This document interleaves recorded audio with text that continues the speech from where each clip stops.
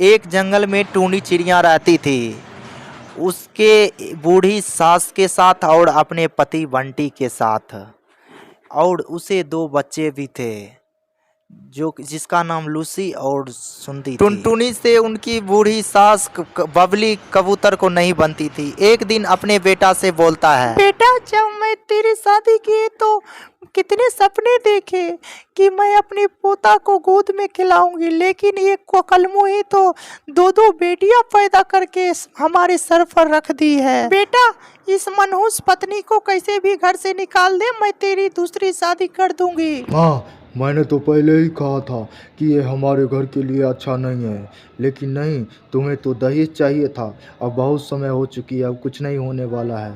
तब तक आप 67 और बराबर 7। तो चुप हो जा, अब देख मैं कैसे निकालती हूँ इसको अपने बेटे की जिंदगी से। अरे ओ टुनटुनी, अगर बेटी को लाड़ प्यार किया हुआ हो गया हो तो हम दोनों को भोजन दे दो। माँ जी अभी भोजन लेकर के आती हूँ। अचानक टुनटुनी को उल्टियाँ होने लगती है। अरे कुलच्छनी, तू ये किसका पाप ढो रही है? माँ जी ये आप क्या कह रहे हैं, मैं कुछ समझी नहीं। अरे कुलच्छनी, तुम ये समझी नहीं कि कुछ समझना चाहती नहीं हो। अब तुम इस घर में नहीं रहोगी, अपने बेटी के साथ इस घर से।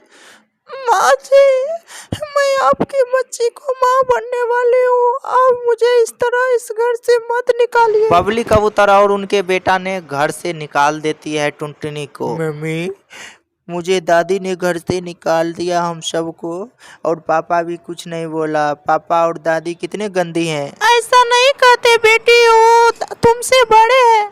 फिर टुनटुनी अपने माँ बाप के पास जाता है और उनके माँ बाप ने भी समझा के समाज के ताने के लिए वापस विदा कर देती हैं। कई दिनों तक टुनटुनी जंगल में भटकती रहती है।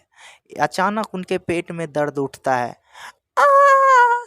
बेटा लगता है अब मैं नहीं बचूंगी, मेरे पेट में बहुत ही दर्द हो रहा है। मम्मी ऐसा मत बोलो, मैं तुम्हें कुछ नहीं होने दूंगी। तब वहाँ से एक बुलबुल चिड़िया गुजर रही थी और उसे दर्द से तड़पते हुए देखा तो उनके पास गई। बेटी तुम चिंता मत करो, यही एक पास के जंगल में अस्पताल है, मैं वहाँ तुम्हें ले चलूंगी।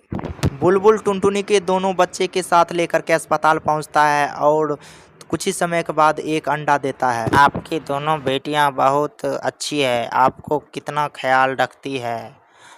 हाँ सिस्टर, मेरी दोनों बच्ची कितने अच्छी है। ये दोनों बच्ची मेरी दोनों आंखें हैं।